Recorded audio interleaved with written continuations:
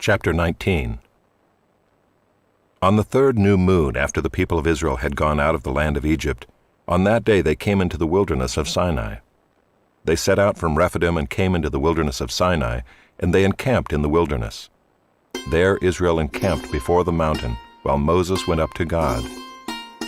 The Lord called to him out of the mountain, saying, "Thus you shall say to the house of Jacob, and tell the people of Israel, You yourselves have seen what I did to the Egyptians, and how I bore you on eagle's wings and brought you to myself. Now therefore, if you will indeed obey my voice and keep my covenant, you shall be my treasured possession among all peoples, for all the earth is mine, and you shall be to me a kingdom of priests and a holy nation. These are the words that you shall speak to the people of Israel." So Moses came and called the elders of the people and set before them all these words that the Lord had commanded him. All the people answered together and said, "All that the Lord has spoken we will do." And Moses reported the words of the people to the Lord. And the Lord said to Moses, "Behold, I am coming to you in a thick cloud, that the people may hear when I speak with you, and may also believe you forever." When Moses told the words of the people to the Lord said to Moses, "Go to the people and consecrate them today and tomorrow, and let them wash their garments and be ready for the third day. For on the third day the Lord will come down on Mount Sinai in the sight of all the people. And you shall set limits for the people all around, saying, Take care not to go up into the mountain or touch the edge of it. Whoever touches the mountain shall be put to death. No hand shall touch him, but he shall be stoned or shot, whether beast or man, he shall not live. When the trumpet sounds a long blast, they shall come up to the mountain." So Moses went down from the mountain to the people and consecrated the people, and they washed their garments. And he said to the people, "Be ready for the third day. Do not go near a woman." On the morning of the third day there were thunders and lightnings and a thick cloud in the mountain, and a very loud trumpet blast, so that all the people in the camp trembled. Then Moses brought the people out of the camp to meet God, and they took their stand at the foot of the mountain. Now Mount Sinai was wrapped in smoke, because the Lord had descended on it in fire. The smoke of it went up like the smoke of a kill, and the whole mountain trembled greatly. And as the sound of the trumpet grew louder and louder, Moses spoke, and God answered him in thunder. The Lord came down on Mount Sinai to the top of the mountain, and the Lord called Moses to the top of the mountain, and Moses went up. And the Lord said to Moses, "Go down and warn the people, lest they break through to the Lord to look, and many of them perish. Also let the priests who come near to the Lord consecrate themselves, lest the Lord break out against them."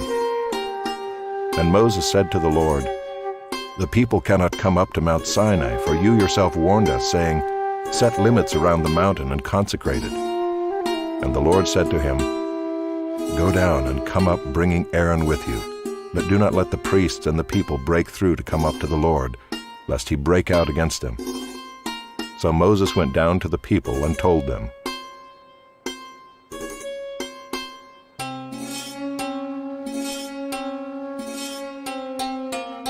Chapter 20. And God spoke all these words, saying, "I am the Lord your God who brought you out of the land of Egypt, out of the house of slavery. You shall have no other gods before me. You shall not make for yourself a carved image, or any likeness of anything that is in heaven above, or that is in the earth beneath, or that is in the water under the earth. You shall not bow down to them or serve them.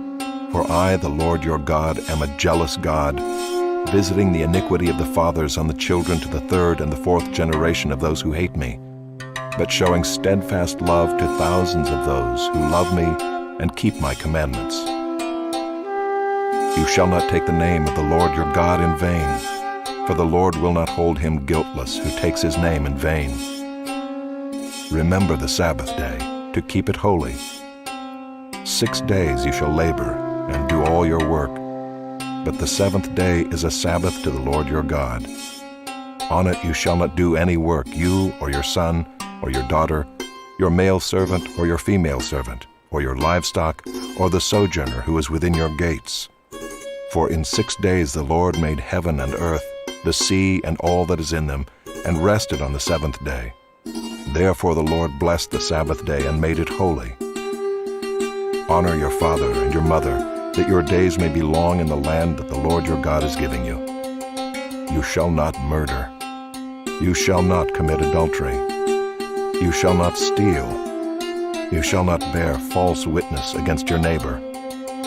You shall not covet your neighbor's house. You shall not covet your neighbor's wife, or his male servant, or his female servant, or his ox, or his donkey, or anything that is your neighbor's.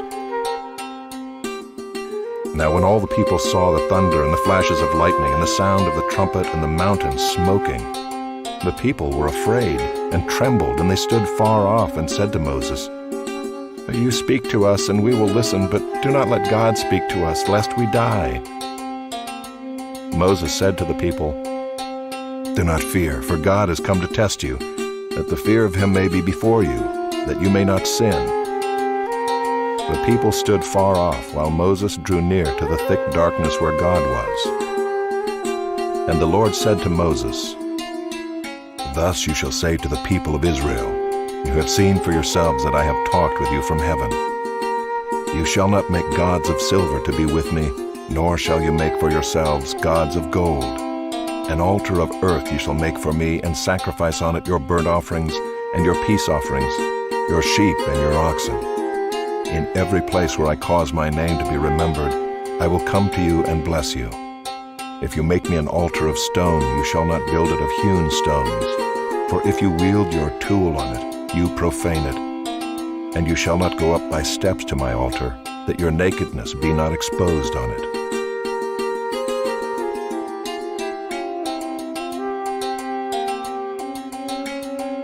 Chapter 21. Now these are the rules that you shall set before them. When you buy a Hebrew slave, he shall serve 6 years, and in the 7th he shall go out free for nothing. If he comes in single, he shall go out single. If he comes in married, then his wife shall go out with him. If his master gives him a wife and she bears him sons or daughters, the wife and her children shall be her master's, and he shall go out alone. But if the slave plainly says, I love my master, my wife, and my children, I will not go out free, then his master shall bring him to God, and he shall bring him to the door or the doorpost, and his master shall bore his ear through with an awl, and he shall be his slave forever. When a man sells his daughter as a slave, she shall not go out as the male slaves do. If she does not please her master, who has designated her for himself, then he shall let her be redeemed. He shall have no right to sell her to a foreign people, since he has broken faith with her. If he designates her for his son, he shall deal with her as with a daughter. If he takes another wife to himself, he shall not diminish her food, her clothing, or her marital rights. And if he does not do these 3 things for her, she shall go out for nothing without payment of money. Whoever strikes a man so that he dies shall be put to death. But if he did not lie in wait for him, but God let him fall into his hand, then I will appoint for you a place to which he may flee. But if a man willfully attacks another to kill him by cunning, you shall take him from my altar, that he may die. Whoever strikes his father or his mother shall be put to death. Whoever steals a man and sells him, and anyone found in possession of him shall be put to death. Whoever curses his father or his mother shall be put to death. When men quarrel and one strikes the other with a stone or with his fist, and the man does not die but takes to his bed, then if the man rises again and walks outdoors with his staff, he who struck him shall be clear. Only he shall pay for the loss of his time, and shall have him thoroughly healed. When a man strikes his slave, male or female, with a rod, and the slave dies under his hand, he shall be avenged. But if the slave survives a day or 2, he is not to be avenged, for the slave is his money. When men strive together and hit a pregnant woman, so that her children come out, but there is no harm, the one who hit her shall surely be fined, as the woman's husband shall impose on him, and he shall pay as the judges determine. But if there is harm, then you shall pay life for life, eye for eye, tooth for tooth, hand for hand, foot for foot, burn for burn, wound for wound, stripe for stripe. When a man strikes the eye of his slave, male or female, and destroys it, he shall let the slave go free because of his eye. If he knocks out the tooth of his slave, male or female, he shall let the slave go free because of his tooth. When an ox gores a man or a woman to death, the ox shall be stoned, and its flesh shall not be eaten, but the owner of the ox shall not be liable. But if the ox has been accustomed to gore in the past, and its owner has been warned but has not kept it in, and it kills a man or a woman, the ox shall be stoned, and its owner also shall be put to death. If a ransom is imposed on him, then he shall give for the redemption of his life whatever is imposed on him. If it gores a man's son or daughter, he shall be dealt with according to the same rule. If the ox gores a slave, male or female, the owner shall give to their master 30 shekels of silver, and the ox shall be stoned. When a man opens a pit, or when a man digs a pit and does not cover it, and an ox or a donkey falls into it, the owner of the pit shall make restoration. He shall give money to its owner, and the dead beast shall be his. When one man's ox butts another so that it dies, then they shall sell the live ox at a price, and the dead beast also they shall share. Or if it is known that the ox has been accustomed to gore in the past, and its owner has not kept it in, he shall repay ox for ox, and the dead beast shall be his.